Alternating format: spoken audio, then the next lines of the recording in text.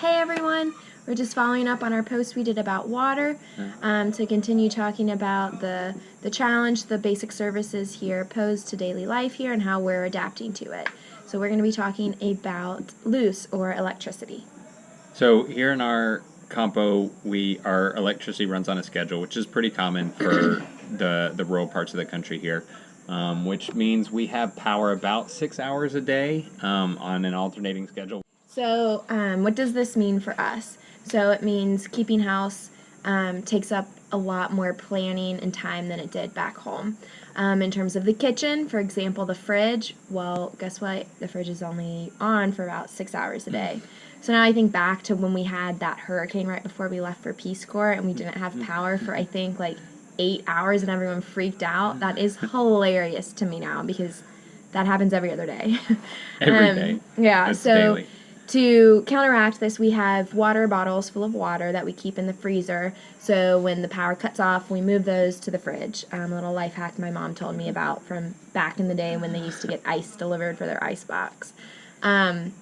Also, another little life hack is on all the light switches, we've written an A for apagado, which means turned off, because guess what? If all the lights are on and the electricity cuts out, guess what happens when it comes back on? All the lights come back on, and if it's in the middle of the night, we wake up.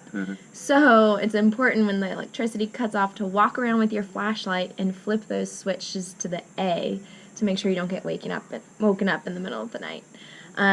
Also, in terms of the kitchen, first of all, well, we're lucky enough to have a fridge. Most people don't have fridges here. That's definitely something only the top tier can afford, and not the big fridges like we're used to growing up. We're talking little mini fridges. On top of that, really having any type of kitchen appliance is a luxury. But then you can only use it when we have that electricity. So that's the kitchen. Just with living with less appliances, you realize how much of a convenience they are. Managing a house with the limited appliances that we have, it feels like you're doing manual labor all day long. None more so than laundry. Laundry is quite an ordeal. After you line up the electricity schedule with the water schedule so that you've got both at the same time. And it's in the morning so that you can hang the laundry and it'll actually dry because you can't hang it overnight. Everything's sun-dried, air-dried, whatever. So you probably have one or maybe two windows a week where those coincide and you're actually able to do laundry. And then once you start, it's for one person to do just a week's worth of dirty laundry, it's at least a half-day affair. I did laundry this morning, and I started at 6 a.m. to try and get it done and be able to go to work by mid-morning, and it took me a solid 6 hours to do it all. And we're lucky enough to be able to borrow our neighbor's primitive washing machine. I think it's called an agitator. So it basically will spin the clothes with soapy water, and then there's like a salad spinner for clothes, I guess. So that's even with more technology than a lot of the campo has. It's just like, I was used to laundry being just like an afterthought, something you do like in between during the commercials when you're watching TV, and here it is like a fully involved, like you're constantly wringing out clothes. It's a workout. Yeah, and one of my little students walked by and it was Sunday and I was like, hey, Miguel Andres, why aren't you at church with your family, because they always go? And he was like, oh, I don't have clean clothes. Like that just wouldn't be a problem in the States. You would never not go somewhere because you literally didn't have clothes to wear. But here it's like, well, laundry day isn't for 2 more days, so I don't have clothes. We've definitely had to get used to just planning your life around the utilities when they're available, and whenever the power is on, whenever there's water, you've got to go home and do your chores, do your housework. Like Laura said, we're lucky. We've got access to a washing machine. We have our own refrigerator. There's some parts of the community that do have those appliances. There's some parts that even have these inversors, or it's basically like a battery that will store up the electricity whenever the electricity's on that day, and then they'll have power that night. But the power that you have is it's very limited. It's not going to power your big appliances. It doesn't power their fridge. It basically lets you turn the lights on, charge your phones. And That's it. that's pretty much it. That's the better part of the community, or the better off part of the community. There are a lot of people, including most of our neighbors, that live without any appliances at all. They do all of their laundry 100% by hand. They don't have any refrigeration, and Which means you're spending a lot of time walking to the store right before every single meal to get what you can cook because you can't store any of the foods. I mean, just takes so much time. It feels like such a burden just to keep the house here for us, and I can only imagine how much more of a challenge it would be without the appliances that we do have. And especially if you have a typical sized Dominican or Haitian family. I mean, 3, 4, 5, 6, 7, 8, 9, 10, 11, 12 kids. Like, geez, it's a lot of clothes. No joke though. Just for us to do it ourselves, it is such an undertaking, and the kids definitely contribute or definitely help with the chores. That's a huge part of their day. Some kids will get held home from school because a mom can't wash clothes for a family of 10. It would be impossible. So you see the burden trickle all the way down to the kids, for sure. So a light schedule in terms of the school, what that means for the school is you can pretty much only flush a toilet until about 11 a.m. The reason being we need electricity to pump the water into our tanques, which give us running water. And when those run dry, if there's no electricity to pump up more water, well, we're out of water. Also on top of that, we have this brand spanking new computer lab, which has never been used because we don't have sufficient electricity to power all of the computers.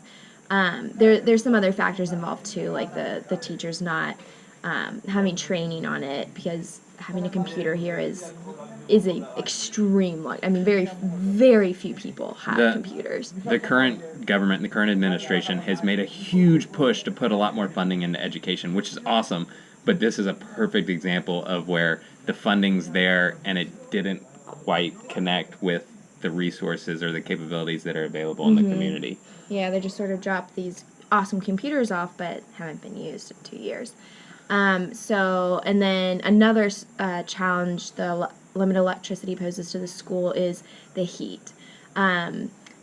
The school has 3 levels, so you can imagine how hot the second and third level get. In afternoon heat, I mean, it is hot, and there are fans, but the fans only work when there's electricity. Needless to say, air conditioning isn't really a thing here. There's a few very well-off people that have a window AC unit in their master bedroom of their house. Like a handful of people. Like those are the top dogs in the combo for sure.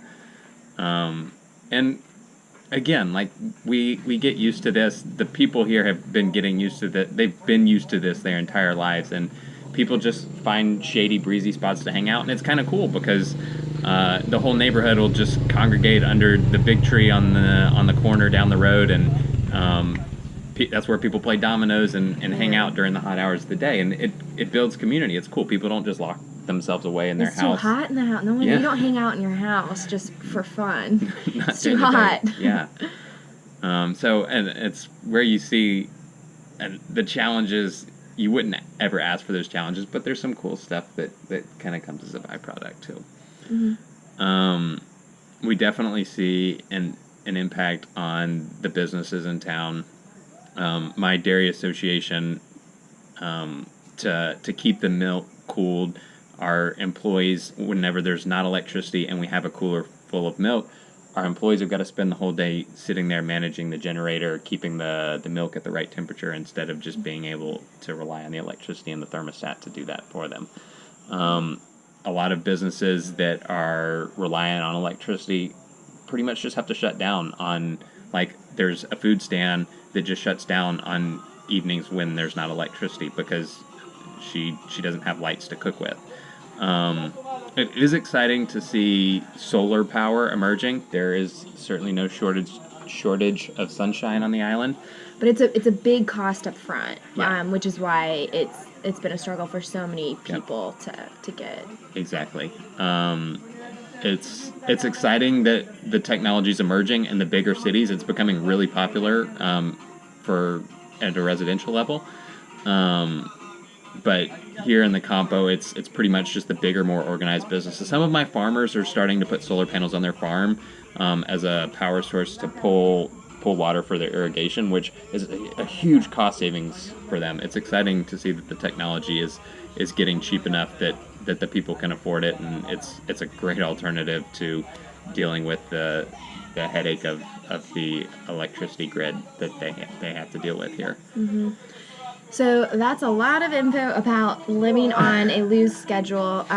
We're definitely adapting, but it makes it very easy to see why life sort of revolves around having an abuela or a mom staying at home, because it takes so much to manage the house here, and you're working everything around the light and the water schedule. It's not like you can pick when you do your chores. No, you're told when you can do the chores. So it's definitely it makes it so much easier to understand why those roles have been and still are quite rigid here. Yeah. Because it really is necessary if you have a huge family for someone to be at home doing all of those tasks. There's definitely cause for optimism with technology starting to surface here in our Campo, and the education system improving. Our host mom, the mom that we lived with our first few months here in the Campo, is a perfect example. She raised 4 boys, always dreamed of having her own salon, always did her friend's hair, but never was able to convert that into a business just because it's a full-time job to raise a family and manage a house. But maybe if she'd had some of this technology that's emerging, maybe the burden would have been lifted just enough for her to be able to commit enough time to having a part-time salon or something. So that's sort of the hope for the next generation to come. Yeah. Again, there are some great kind of byproducts of living with these challenges. We've been forced to slow down. It's taken us a solid 6 months. Well, it's taken us a solid 6 months, and we're not there yet, to decompress from our American mentality of go, go, go, go, go. We still talk about it nightly. Like, okay, how can we, like, Zana, do you mind? For example, I had plans with my neighbor. I was going to teach her how to bake a cake, but she knew I was doing laundry all morning. And so I told her, I was like, hey, I finished doing laundry. Are you ready to bake a cake? And she was like, no, you need to rest. And I was like, yeah, that would be really nice. That's okay. Like, she was appalled that I would think of doing something after doing laundry. Like, of course you need to rest. And I love that outlook. And I'm going to be really angry with myself if I don't come back learning how to live a little bit more like that, because it's an amazing thing. Because you can't try and squeeze as much into the day, because you just have to stay flexible. You have to be on your toes and be ready to pop home to do the chores when the opportunity arises. But yeah, we're still working on learning how to slow down and managing our expectations, realizing that progress in our projects is going to be slower because we're adapting to a new lifestyle, and you have to be understanding of everybody else's personal lives and personal commitments, which is cool that is considered so much here. Mm-hmm. So that's a bunch about loose.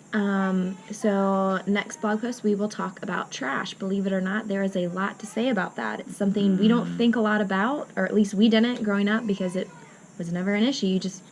You took the trash to the curb on a set day and time, and then it disappeared. Well, it's not like that here, and we're going to talk a little bit about that. So, all right. Hope bye, everybody's guys. doing well. We miss you guys.